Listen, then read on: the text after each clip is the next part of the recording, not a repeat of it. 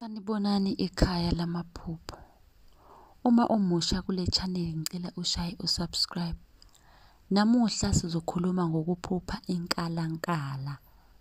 Uma le video ibuka ku TikTok ngicela uphuthume nayo ku YouTube usearch ukuthi chaza amaphupho.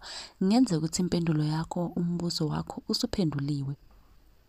Uma ibona ku YouTube subscribe phela. Uma ibona ku TikTok ngibuza ku inbox inamba ngikunikeze ukuzosibuza njalo lapha ku WhatsApp amaphupho obanawo. Namuhla sokhuluma ngamaphupho ngenkalankala.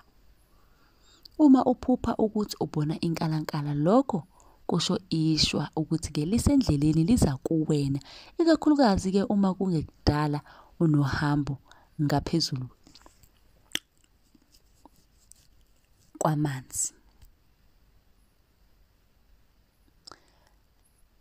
Mlaleli, uma ukuthi ke umusha kule channel ungakhohlwa ukushaya subscribe ukuze noma ngabe yiphi video engiyipostayo ingakuphuthela, ngicela ushare bakithi link ifinyelele nakwabanye ukuze nabo bezoza bezozwa ukuthi amaphupho abanawo abika ukuthini, ngoba kubalekile ukwazi ukuthi amaphupho esiba nawo ingabe ke abika ukuthini empilweni zethu.